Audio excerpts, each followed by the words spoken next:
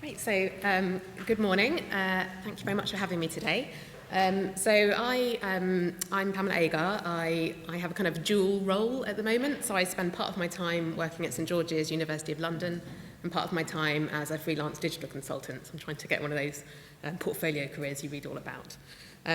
Whilst I'm working at St George's on a redesign quite similar to Derby's, sadly we weren't as agile and swift and we are not yet live, so I can't show you much of what we're working on at St George's. But I spent much of last year at the Francis Crick Institute, and prior to that worked for a long time at Imperial College London. So I've got plenty of examples from other organisations to share. So I'm going to be, as Kat said, talking about the benefits of kind of structuring and connecting your content online. It was great to hear Derby building their site in such a way, because it really does help future-proof your site. So the theme of the conference, times they are changing. You know, we work in this field, things are changing all the time. When we publish our content, we have little control now over how our visitors are going to consume that content, what device they're using, where they are, the bandwidth they're on. We do our very best at creating beautiful experiences on multiple browsers in a responsive way, but more often now, people may not even be accessing your website at all to get information. And more research projects I do now find that people are searching for everything and aren't using those beautiful journeys you've created on their website. They're going straight to Google, asking the question. And with structured content, answers are often actually just presented in the search engine. So the opening times for the Cutty Sark, I don't have to go near their website. I can answer it in a second on Google and move on with my day. Bit of a shame for Cutty Sark web team, but that's structured content in action. With new technologies on the go, smart devices, as we heard yesterday, audio-only devices, people may not even see your content at all. They'll be interacting entirely in an audio way. And not to scale, obviously, smart appliances. Devices are just diversifying so quickly, and we need to prepare our content to be consumed in any and all possible ways in the future. Here's a page on my current website I'm managing, St George's. It's shockingly horrible. I don't think anyone's here from St George's. It's not actually very old. This was designed in about 2015. This is a news article. Try and find the headline on that. It's almost impossible. Absolutely no structure in there. Imagine Google trying to understand that, or Alexa trying to tell me anything about that content. There's almost no links in that article. And here's the Francis Crick Institute, which, if you don't know, is a major biomedical research institute in North London, working with Imperial College, UCL and King's in biomedical research, a huge research program and PhD program. This is one of their research groups before the redesign. It looks a little bit more structured, that St George's example, but don't be fooled. All of this content is just kind of manually put onto this page. If Caroline wants to change her picture, she has to change it here, and then every other place in the website where she's mentioned. And that leads to huge management challenges. The Crick website was full of listings and different ways to access content. These are all manually created. So there's lists of people, there's lists of research topics and themes. Every single time anything changes, they have to manually go in, and obviously that creates an enormous overhead and time and just opens up the door for errors. So structuring your content. This is a great definition from Carrie Hayne and Mike Atherton, who recently published a really good book on this topic called Designing Connected Content, which I'd highly recommend. They define it as content that's planned, developed, and connected outside of an interface so that it's ready for any interface at all. So you're kind of forgetting about the design layer altogether and thinking about the content itself and planning and structuring it in as flexible a way as you can. Now, lots of you, I'm sure, are already doing that, and there are really good examples all over the place. Places where you often see really structured content are course pages. The CMA compliance has forced us to really think about the accuracy and completeness of content around courses. So lots of time and effort has gone into creating really structured course entries. But quite frequently, they're very standalone. They don't actually do anything outside of the prospectus online. So you're not going to see anything about this course on a story about aeronautical engineering that Imperial's publishing. Lots of people do a really good job around news as well. So we did a big project at Imperial quite a while ago now, reviewing our news site completely and adding a lot of structuring to allow us to be much more flexible with how we presented news. So whilst you do have the big article, of course, we have the ability to add related stories, feature people and connect onto their profiles, automatically add links to find out more information about departments and groups, and have different ways of presenting the article itself in listings and view pages. And so behind the scenes, you can see entering an article forces you to add multiple different length headlines, teasers, summaries, so that whenever you put in a news listing, you have a choice. There's a presentational choice around which of those elements you choose.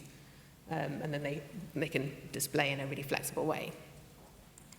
So how do you go about creating that? And this is a huge topic, one that would warrant a workshop in itself, and you're lucky because there is a workshop this afternoon all about this process, so you can go along. I think it's one of the vendor sessions this afternoon, which will actually give you a chance to try doing this. But you really need to kind of take yourself out of thinking about where you're presenting your content and really define the context in which your content is operating. You know, what are you actually trying to say? Who is it for? What do your users actually need? To do that, let's use the core tools of any good content strategist, post-it notes and pens, and a lot of conversations. And we heard from the Derby team about some really, really useful kind of workshopping and interviewing they did to really gather that information.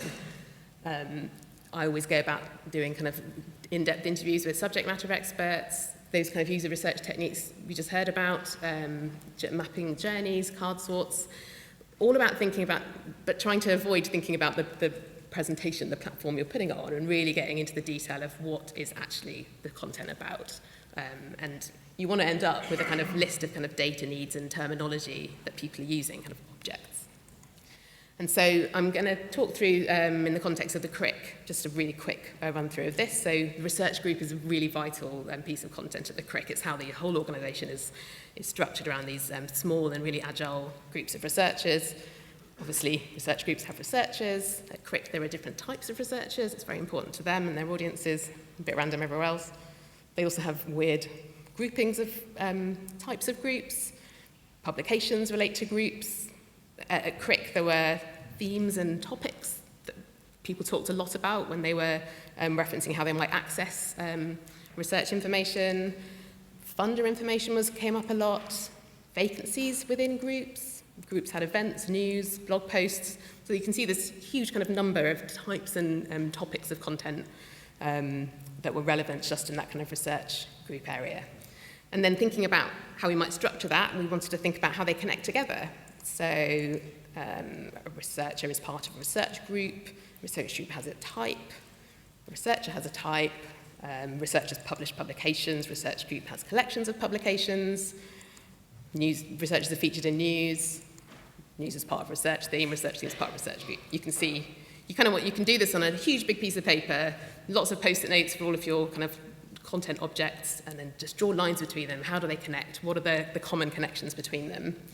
It gets really messy. It's upsetting if you want it to be tidy because it just looks like a huge spider's web. And as we did this, we realized that some of those things were really just connectors. They were the likely ones, the themes, the topics, the types. They're not really content in themselves. They're just ways of categorizing that content. And from our research, the four I've kind of bolded were the kind of distinctive groupings of content that were just coming up over and over again as really important. So we drilled into those and did as much work as we could to make them as flexible as possible. So once you've kind of thought about your overall content world, you need to break things down as much as possible so that you can set it free to be as flexible as possible. There's another really good book, it's quite old now, but by Karen McGrain, called Content Strategy for Mobile, and she talks in this concept of creating chunks, not blobs of content.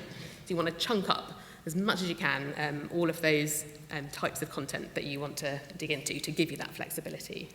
So here's some of the components that might be in a research group, news article, event, researcher, as granular as you can get it. And then you can see patterns across them. So obviously I mentioned before, we had those categories that applied to most of them around topics and types. But we found that whilst we had a kind of content type we knew was important and we were calling researcher, we found as we looked across the other ones that people came up a lot, and it wasn't just researchers, it was administrative support people and senior managers. So in an event, you might have a contact, and that's still a person, but it's not a researcher. So we renamed our content type person so that we could make that as flexible as possible and use it in multiple ways, not just in our researcher listings. And then keep breaking it down even further. So often I end up with enormous spreadsheets, which kind of feels a bit old-fashioned, but Break each of those things down, be as descriptive as you can about the format it might be, how long it might be, and this is so helpful for a number of reasons. It'll really help when you get into thinking about presentation, to be much more realistic and focused about what you're building, and less of the lorem ipsum and more of a, this field is going to be this long, this is how much space I need. It'll help your editors in the future know what they're creating for, and it'll really keep you focused on what you're trying to make. But again, try not to be too focused on the platform you're making it for. You don't want to have a Twitter headline, Facebook headline. Think about as flexible as you can, long, short, to give you that kind of future-proofing. And then we went back and looked at those connecting things. What are the things that are common that apply to multiple of those content types? So we came up with a collection of taxonomies that we knew were going to help us make connections between those content types. And so these are just a few from the CRIC. The CRIC had kind of strategic research themes where people were trying to find general information about what's the CRIC doing in terms of cancer research or infectious disease. And then we had research topics, which sounds really similar, but was what the kind of PhD students and prospective researchers were looking for when they wanted to find people looking in their particular area of chromosome research or gene expression. That's just a bit much more granular. So when she kind of broken it all down, found the connections, kind of tried to gather taxonomies for those connections, you can then start combining it back together to create whatever you need. And I'm going to just show a few screen grabs from the CRIC around how we did that around some of those content types. So they're working in Drupal, and this, I don't know how well you can see it, this is the kind of back end of one of those research groups. You can see rather than a WYSIWYG single page like they used to have, there are kind of multiple fields that anyone adding a lab has to fill in, a research group. So you've got kind of summaries, subtitles, images. There is one little WYSIWYG editor for the long description of the lab. But again, that had some really tight parameters we set in terms of length and tone. You can see at the bottom, if you can read it, this is a module saying I want to pull in news articles, but it's just saying I want to pull in news articles about this academic. So it's just one connection. It's the taxonomy of the lab, saying I want all of Sylvia's news stories. We're connecting at the top to the person, so that's going to bring in her profile. There's the research topics, so you just pick which ones are relevant to that lab. The lab type, and then the kind of smaller images to allow that flexibility of display. And then this is her lab page on the website, and all of that content is now from those multiple different fields of structured content. So the person profile and her picture wasn't put into the lab, that's just pulling straight in from the person profile. There's the news feed at the bottom of any story that Sylvia's tagged in. And then that allows us to use this content in multiple ways. So at the top level of the site, they have a find a lab functionality. For people who know the topic they're looking for, they can filter it by those research topics. They can look by name. We can create pages automatically of all the research groups working in a topic. They're just pulling in some of those elements from the lab group itself. So if anyone leaves, or they change their name, it just updates once across the whole site. And then with people profiles, they're just introducing a research information management system. They didn't have it at the time, so they had to kind of create this in their content management system, but eventually most of this will be populated straight from that database. But with individuals, similar way to the groups, you can create quick listings of people. This is at top level. You can look for different types of role by name, and then get kind of full listings of people. You can show a similar listing on this is actually within a research lab. So it doesn't now show the research group name, it just pulls in the field you need, their name and their role. In news, you can connect into those labs from the news articles. So here, this story features 2 different labs. You just have to connect the 2 behind the scenes. You can add in those different types of category tags in the back end, teaser images and summaries, and that then means on the front end, all of the content is being pulled in automatically. So you can't really see it very well, but up at the top here are some of those strategy tags and type tags. So if you want to see anything else about cancer or any more immune system stories, click on that and you'll get to a full listing. Down at the bottom, it'll just pull in any of those featured labs, related content based on those taxonomies. So you're providing onward journeys, deeper into relevant content, without having to do anything at all manually. Events. create a single event system, so there's only one place to put articles, and again, using that categorization, you can feed in, you can create kind of sub-listings by topic, you can pull in people again, down at the bottom. This bit here is connecting to a content page on the website about this event series. It's not manually put in, it's just connected to, so it pulls in the teaser and the summary and the title straight away from elsewhere on the website. And then it enabled us to create almost automatically kind of theme pages. So this is an overview page about what the CRIC's working on in cancer, pulling in the latest news, pulling in an example set of labs, pulling in related content entirely through that structured approach. And then one final thing we did was create kind of reusable modules so that these didn't warrant necessarily entire content types, but we knew we'd be using the same kind of thing over and over again. So we wanted to quite often through the site promote things like the strategic plan, not particularly exciting, or signing up to our newsletters. So we could create little modules in the back end that anyone could pull into their pages. And so if we updated anything, that would just feed out across the website without any effort at all, really. So that's a really quick overview of some of what we did at the CRIC. There's so much more that's possible, though, I think, with structured content. One of the things that always stands out to me is the number of places on websites where we have things like this, these quotes and testimonials from staff.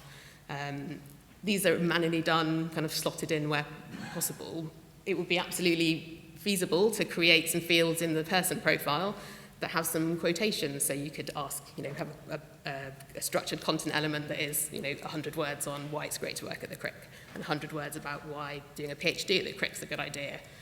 And then these could be created, again, using that structured way. So if Sylvia updated her picture or Lucia left, it would just need to be taken out once, and this would stop appearing across the website. I think there's some really good opportunities around fundraising and giving.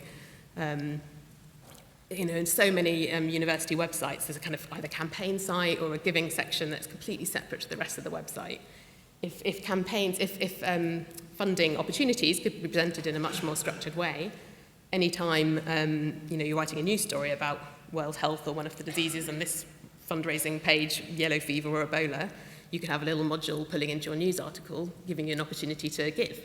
I'm sure the giving teams would absolutely love that, but without kind of connecting it together, it's such a manual process. News writers are never going to remember to pull that in. I'm sure there are many more examples you guys have used structured content for connecting things like that.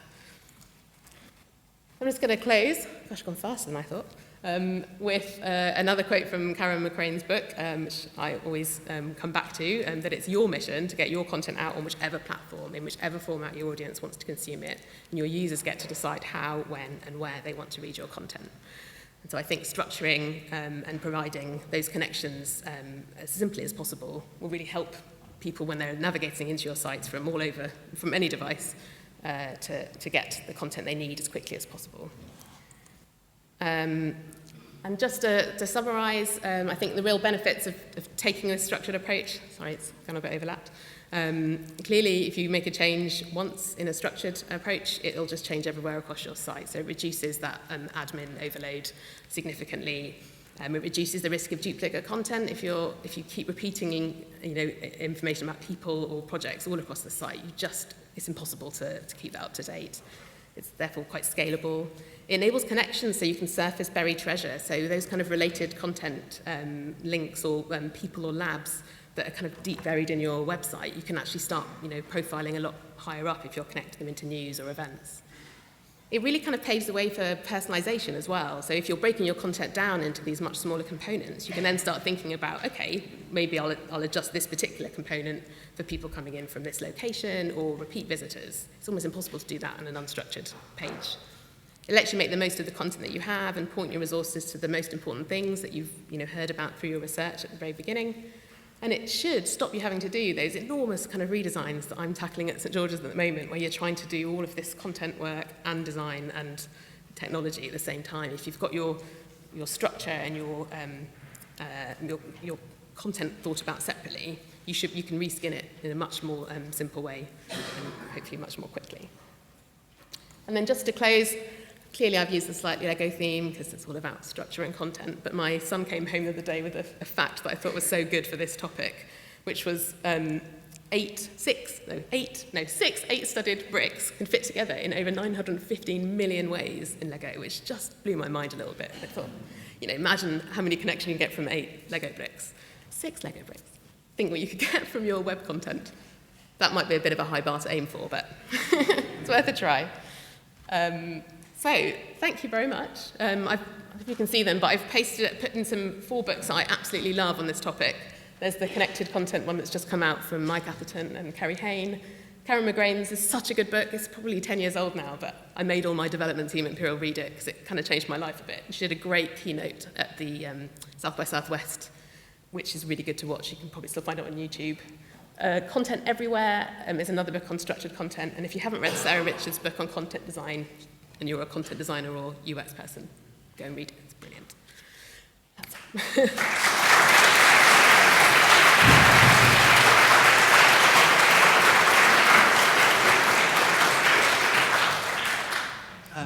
Brian Kelly. Not so much a question, just to inform people there are a couple of workshops taking place this afternoon, which might be particularly relevant for people who want to follow up on this. There's HashB3, all the pieces matter, getting started with structured content. Kind of related, there's also the Beyond Search, how to realize the value of your data. That's B1. So these are the workshop sessions which take place at the same time as the lean coffee sessions. So you just turn up, you don't book for those. If you're not interested in the structured content, Marianne Kay is running a session on happiness for leaders, which sounds really great to me, but you can choose one of those or one of the lean coffee sessions. So. Now questions about the plenary. Right to the back. Thanks so much. I really enjoyed that. Any talk that involves Lego is just awesome to me. So do we have any questions from the crowd? We've got a couple from Slido, but are there any hands up first? Oh, Claire? Down the front here? Oh, thank you. Oh, we got one coming from the back. Here we go. You first. Hi. Yeah, my question is content management systems. To what extent are they helping you do this or getting in the way of doing it? I think they should help you do it, but I don't think they should define how you do it. I think that the piece of work to define your requirements and the structure that you want and the connections that you want, you should do before. If you're choosing one, I would definitely recommend doing it before you do that, so that you can make sure when you're making your decision, you're picking something that's going to enable you to make the connections that you want to make for your content. I think it's hard to do it without a content management system, but I've often found, and certainly at the St George's, we had a huge list of things we wanted to do, and then as we've done it, we've had to kind of pull back a little bit just because of the reality of, what we're working on and the timescales. So I think this should inform your choice. Sorry, just to follow up then, same CMS at the 3 examples you've got there, or different ones in each case? Sorry, what are the different same CMSs? CMS. So, I mean, you mentioned Drupal on one of them, but was that the case at the others as well? Imperial's Terminal 4, although the news platform, I don't know if anyone's here from Imperial, when we built it, hi, is that Lucy? Hi. Sorry.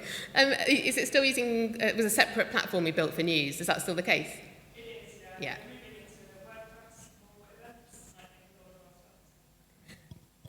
So on the live stream, so the Imperial News was built in-house as a standalone thing, but they're moving to WordPress for events, and I think news will follow to help that. And then St George's, we're using Contensus by Zengenti. One down here. Hi, thank you for your talk.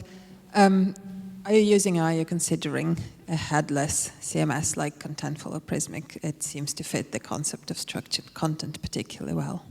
I agree. I haven't yet had the chance in an organisation to consider it, but I would love to. I think it's a really interesting thing to explore, and I saw there was a discussion on the Slack about it. I don't have much experience myself, but that might be an interesting topic next year around headless CMS. Okay. Hi, Willow from Leeds Trinity University. I was wondering if you've attempted to win featured snippets in Google results using structured content, or has using structured content more thoroughly? Is anyone monitoring or seeing whether that's been the case? We haven't, I'm afraid. We haven't had the time yet to do that, but that would be worth doing. Sorry. That's fine, thanks. Got one down here. Hi, Andrew from Southampton University. Fascinated by your idea of having all this structured data. I wondered whether you were doing anything else with it or plan to do anything above and beyond presenting it. Obviously, from Southampton, we're quite keen on data-driven things, and I saw all this semantic data and I thought, ooh. Sadly, I don't have a good answer to that either. We've been so busy getting it implemented, we haven't, we've taken it as far as trying to structure our image library in the same way, so that when we're trying to find images for our website, like Darby was struggling with, you can find things using the same taxonomies, but we haven't taken it much further than that. I think the opportunities are limitless with this. Thank you. Got another one up here? Hi, great talk. Christopher from Oxford University. How do you ensure that that the people who put the pages together make full use of all the structured content? That's a very good question, and I have to say when I left cricket at Christmas and I went back in as I was preparing this, and I went to a few news stories and I was like, oh, they're not doing it, they're not pulling in the stories, and you're right, it's a real challenge, and it was good to see governance already come up this morning as a really important topic. At Imperial, many of those fields are compulsory. You can't get past it, you can't publish a news story if you don't put in the structured content. Crick haven't done that, and I think they should have done. So I think, they're not making, the thing they're not doing a lot of is connecting into the labs from the news stories, and I thought that was just it's such an easy thing to do. So I think, it is a training, monitoring, and then making as much as you can compulsory. It's a pain, and I know when we introduced news, we went from a very simple single-page publishing, you put in your headline in your story, to I don't know if you remember the screen grab, there were 5 tabs of things you had to go through, and I remember even the internal news team in our department were like, oh, it's going to take me an hour to publish a story. And it did, but they saw, massive drops in their bounce rates, they were getting content, we had data really quickly to show that people were actually following those paths, and it was helpful, so a bit of carrot and a bit of stick. That really nicely answers a couple of questions that have come up on Slido about how users have taken to this. Did you involve researchers themselves in the processes of building their research pages and so on? We did, and it was a real priority at Crick, because the Crick is almost a whole community as researchers, so they cared passionately, and I think there was a talk yesterday around people wanting microsites all the time, and so we had to involve them and bring them along the journey. So they were involved in lots of the workshops and interviews. We had a consultation group which helped us keep the pace of the project moving, because they didn't make any decisions, but we took updates of them regularly, so they got to see progress and understand the reasoning and rationale behind things. And then we used the people on those groups to be kind of champions, so we did their content first, so we could then show that content and get them to talk about it with their colleagues. And it wasn't always easy. Some of them still have horrible microsites, and we do let them link to it, but everyone has to have a single presence on the site, and I think the feedback was actually quite good when they saw it. Yeah, that's fascinating, thank you. Any more questions out there, or shall we wrap up? Oh, we have one more question just there. One more. Hi, Nicola Parry from Swansea University. I was just wondering, how do you manage the process of people tagging the content and using all the relevant tags? We manage it in a very central way. It's not people can't add tags themselves. At Crick, it's a really defined set that is managed by Incoms, and therefore we've been able to keep it quite limited. We do have one set of tags on news stories, which I didn't show, which is like a kind of, it's not the topics of the research topics, it's a kind of, it's hard to describe it a different way. We just call it news tags.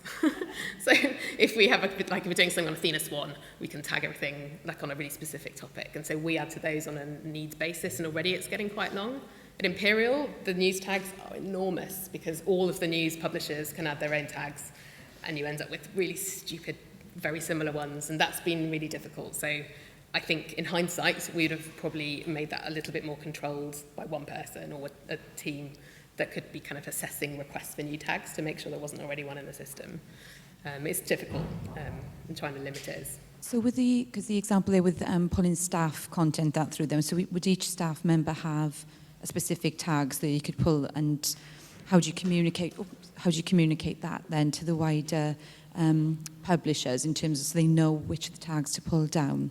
That's something we're struggling with looking at the moment. We were lucky in that the main tags that researchers use, they were already using. That there was something that had already existed there, so they were already familiar with saying my research fits into these tags. With the news team, we did some special kind of training sessions with them because some of them were a little bit, those strategy kind of theme tags were a bit more abstract for them. And so we spent quite a bit of time working with them, looking at different stories and discussing together how they might fit.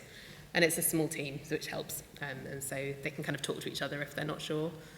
But it is trial and error. I see all the time on Imperial's website that I think, oh, that tag isn't really matching this. It's a trial and error. Thank you. Thank you so much. Let's have another round of applause for Pam Agar.